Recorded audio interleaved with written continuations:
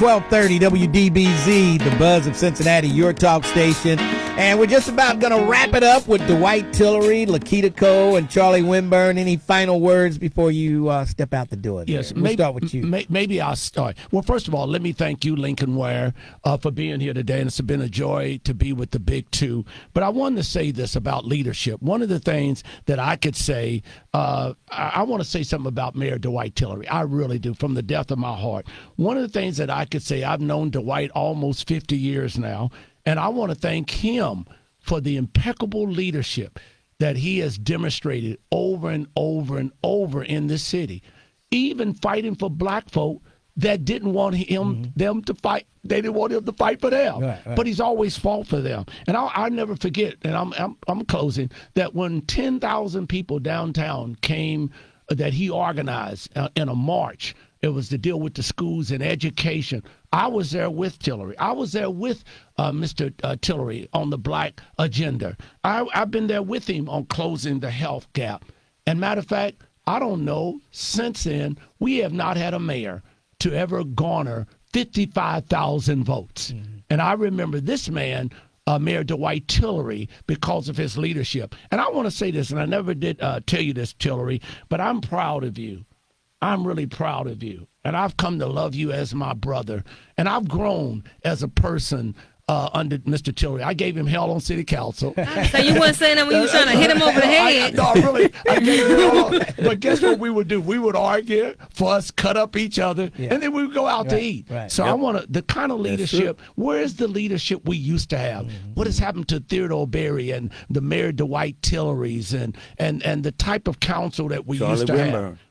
Thank you. Ned Cooper. Yeah, right. we need a new council. And that doesn't mean everybody needs to go, but the people that we don't hear from, we don't know what they're doing, they need to go. And then we need a new mayor. And I think it's time for us to look long term. And I don't have nothing against Aftab. I think he's a wonderful guy. He's very charismatic, great guy. But on this situation, he's failed our city on this. He's turned back the clock of 96 years. All right, Lakita. Well, I mean, I'm playing. Sometimes I feel like I'm playing double dutch with the Big Two, and I appreciate them allowing me to be here. But for my last words, I just don't want us to keep having short-term memory. Yes. Mm-hmm. You know, we have to have long-term memory and remember what's going on and what's happening in the world and how it affects us. Mm-hmm. A lot of time we get on the radios, we do these marches, and we say this and that, but it's always after the fact. Mm-hmm. What are we going to do going forward? And we have to think about that. And I would say I thought, my council was one of the last great councils as well. Yeah, we may have fought, but you always knew what was going on. We were out in the community. Who was on council with you? Who was on council? Who started out with me? It was myself, Manette Cooper, Reese, Winburn. Okay. I served with some greats. Yeah.